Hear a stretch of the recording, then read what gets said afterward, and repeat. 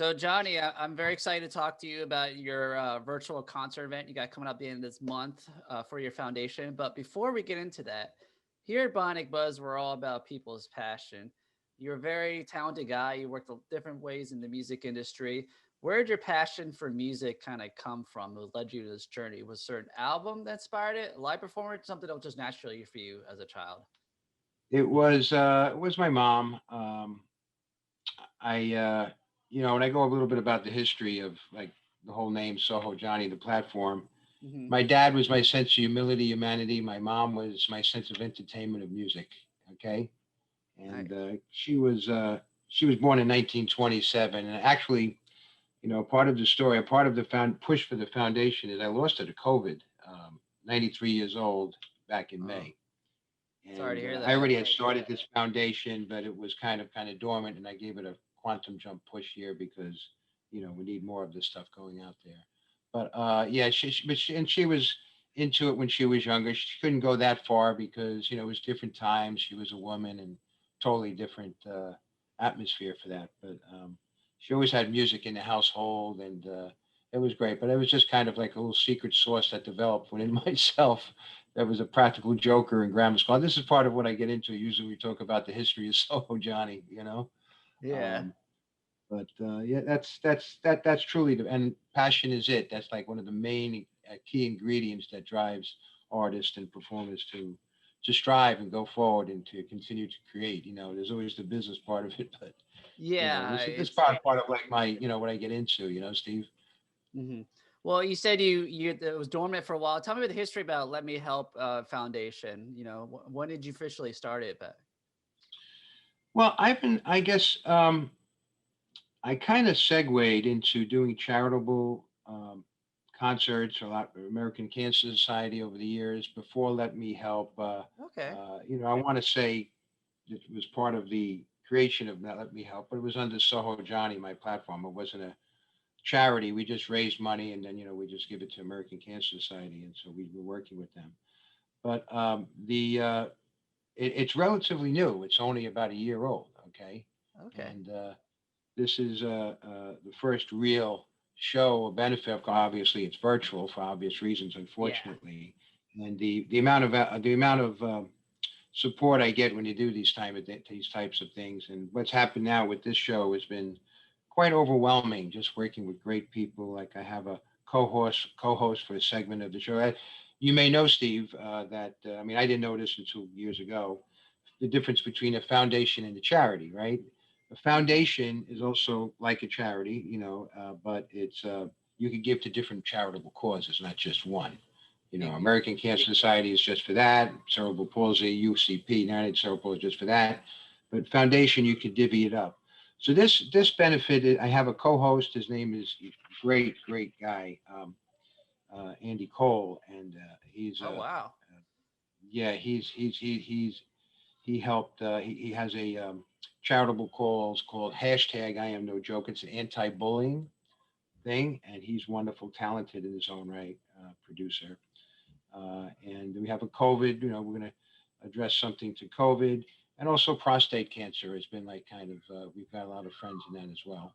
So that's kind of how we're divvying it up. It's a free concert, and we've got plenty of support. So it ended up was 4. Now it's 6 hours. oh November yeah, 24th. it's gonna be Tuesday, November 24th from 7 p.m. to 1 a.m. Wow, that is a jam-packed, long virtual concert. Let's talk about the guests you got going on. You got Fred from the B-52s and Steven from Jane's Addictions. Oh yeah, that's. I mean, it's such. It's been like I'm just having a great time. Doing Mhm. it and doing something good, and the outreach and everything, and it just and these people coming to support is just it just kind of always puts wins in my sails, and you got people coming up to you saying, "Oh, listen, I lost my mom to cancer," or "Thank you for doing," or whatever. And anti-bullying is interesting too because you may not hear a lot about that, but it's amazing with what what type of artists have came out and exposed like this is how they were brought up or they were bullied or something like Oh, that. I got bullied so badly growing up. Well, me too. I And mean, now it is today you can go social media bullying or cyber bullying. Now it's like a whole other thing. Right, right, right. So that's kind of, that's kind of how it kind of morphed. I mean, a lot of this whole thing that I've done and just gotten involved with. I'm just a guy behind the desk in the Big Apple and my real estate company, Hmm. but it just kind of organically grew just from doing stuff. And I usually talk about how I started and being born in the city, and then my parents moved to the Bronx, the boogie down Bronx, and we lived in an apartment which is called Parkchester, which is a very very big complex built by MetLife, I think, in the 1950s. Hmm. Then eventually my parents ventured out and they got a house, and there was a garage in the backyard. So I was still in grammar school, and I was the practical joker in grammar school. I Oh, would I can just only play imagine. jokes on the teachers. I'd get detention. Back in those days, they didn't spare the rod, right? So I went to parochial school, and but I just loved to entertain. It was just something that was in me, just to make people laugh, or and so for some reason, Love that. my friends had come to my parents' garage after school, Hmm. and slowly but sure, of course, I'd play music. And back in those days, it was rock music, which is now classic rock. And I'd have a strobe light and a black light. And I kind of ended up having, like, without even realizing it, my friends hanging out after school, and people started finding out about in the neighborhood. And here I am. I kind of had my own little personal private club. It wasn't really private because anyone Yeah, could show well, up, that's but how most people kind of started, you started, know? and it was a hangout. And That's so I cool. guess late '60s, early '70s, Uh-huh. the Bronx was a little different from what it is today. I don't know. Today really is kind of, who knows. Things are a little bit unusual today for the what's going on in the world. But back then we had gangs and roaming the streets, and and so I think everyone's, the kids' families, my friends' families, other people's family, and my own family, they were glad that at least we weren't on the streets. We were kind of in the back, so at least they knew where we were. So I kind of staying Oh, out of that's trouble. great. Yeah, Yeah. usually they want to keep their kids away from music venues or music stuff, but yours, it was all four, so Yeah, they knew. Okay, that's that's over John's house. There, at least they knew where to find us, and you know, Mhm. we kept it real, but we I had love a that. So great you time. started And putting on then shows at basically a young age, basically, or entertaining, that's cool. yeah, I mean that's really, I mean, and then from there I started having parties, and Uh-huh. it kind of grew. Then I did some family reunions. Then I did more and more. Then you know. A little bit over 25 years ago, I think a little over 26 years ago, I lost my dad to cancer, and I I'm had already sorry. lost other relatives to cancer. Cancer affects all of us in some manner, shape, or form, unfortunately, at some point in our lives. And That's why I just got the notion of, let me try and do something. I mean, I'm blessed here. There's always people less fortunate than us, and let me try and do something in that regard. And so, I just stepped up, my shows, and I'd get some talent, and I try to raise some money for American Cancer Society. And I mean, our last project probably was last summer, which was a fun project, and it really was based mostly on classic disco, a little freestyle music, Oh, that's cool. um, and it was a more like a festival. It was a all day gig. It started at 1 o'clock, and it had a big outdoor circus tent in Stamford, Connecticut, Oh, and wow.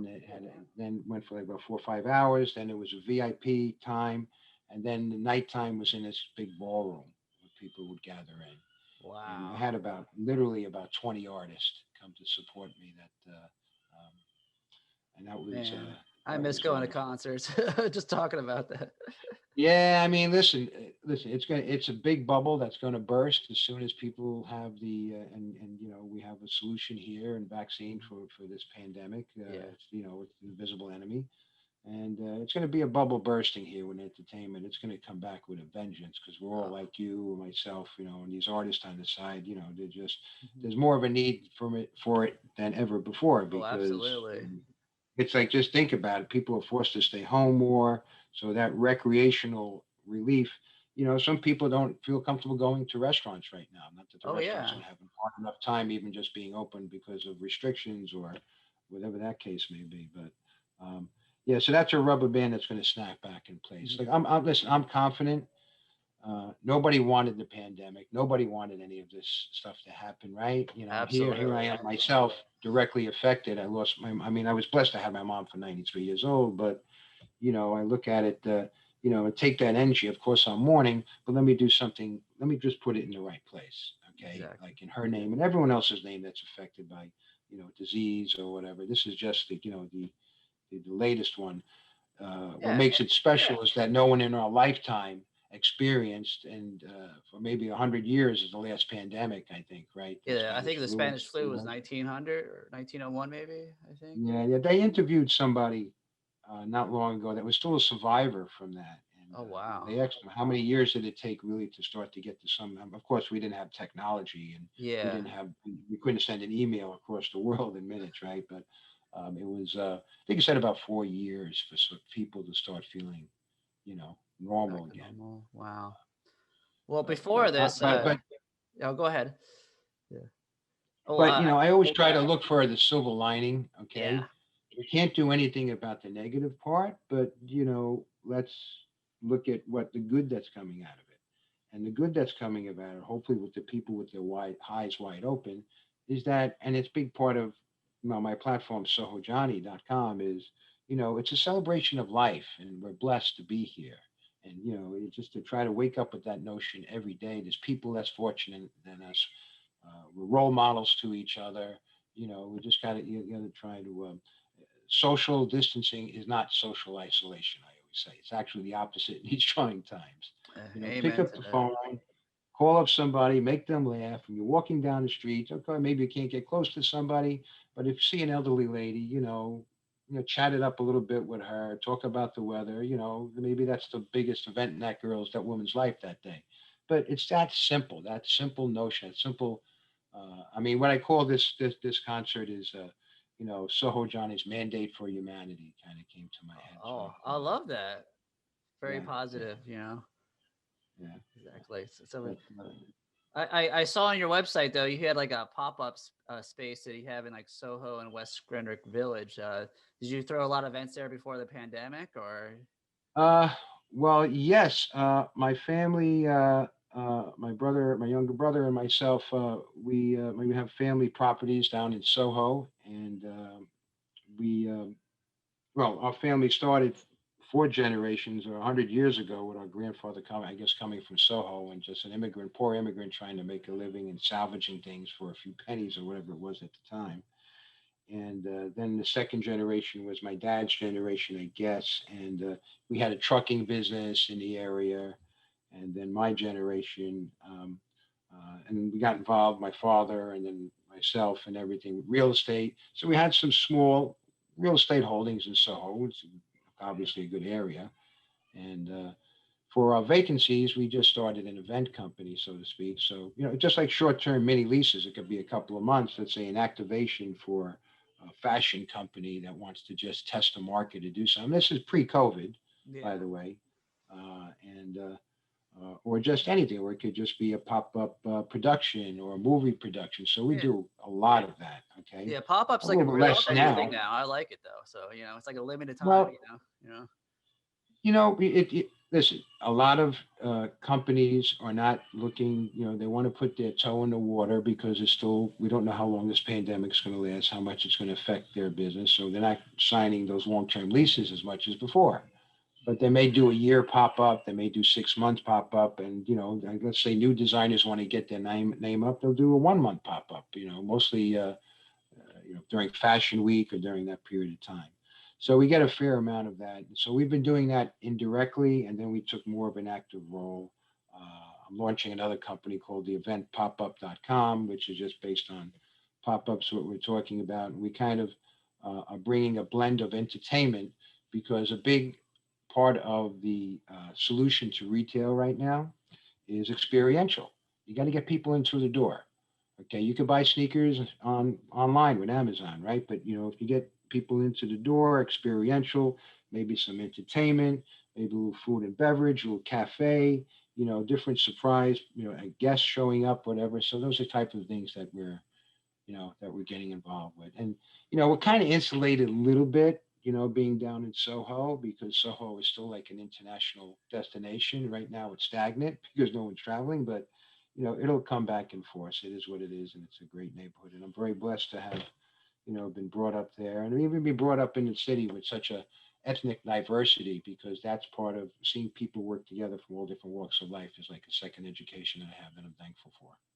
Very nice. All right. Well, I'll be joining you November 24th for your virtual concert. It's going to be a celebration and a fundraiser. How do people can donate during the event? I guess they'll have the information during the concert. Well, the website is Let Me Help Inc. Inc at the end .org org. Of course, Soho Johnny is SohoJohnny.com, Mhm. and we're on YouTube, Instagram, of course, Facebook, and all the social media. And the donation could be done right on the website. Let Me Help Inc. Let Me Help Inc.org. It's going to be streamed on iConcert.tv. And again, it's November 24th, Eastern Standard Time. I guess it's Eastern Standard Time, right? New York time, Yes. Yes. 7 p.m. to 1 a.m. right now. And we've got, we've got such a list of performers. I probably should mention a few of them here. And Yeah, Stephen there's Perkins from Jane's Addiction, who I've interviewed in James, the past. a Howard great Bloom, guy, who I Steve. absolutely love. He has so many amazing stories to tell. you know, He's he's been a brilliant. He's a PR for many brilliant guy, years. and he's done so much good for the industry. Yeah. Through the anti-bullying, we'll have appearances from John Lodge, Moody Blues, Kim Sledge, Sister Sledge, Leland Sklar, Natalie Shea, Rick Wakeman, Sha Na Na, Susie Quattro, 10 years after, Sir Patrick Stewart, Ozzy Osbourne and his wife Sharon. They're wonderful people. Wow. Henry Rollins, Jeff Goldblum, Jane Lynch, Julian Leonard, Mickey Burns. Mickey Burns, great talk show host, fantastic guy. And the list goes on. Cedric the Entertainer. I mean, there's a whole long list. I mean, there's going to be a lot of surprises on there, and we're Wow. going to throw a couple of different things there to mix it up a little bit. And I could guarantee we're going to. I mean, a lot goes into this. People don't realize what goes into it, but Oh yeah. the bottom line is we're going to have a lot of fun. And just people. I mean, we did it Tuesday because we did purposely, Tuesday before Thanksgiving. People step out maybe Wednesday before Thanksgiving, right? Because Oh yeah. it's a holiday. So we did it Tuesday because we figured people are nestled in their home, and we purposely did it right before Thanksgiving because despite everything that's going on, we still have to remain thankful for what we do have. Okay, Mhm. and we have to keep that in our heart. So. And it's a lot of exciting things going on into the Soho Johnny camp. We're promoting artists.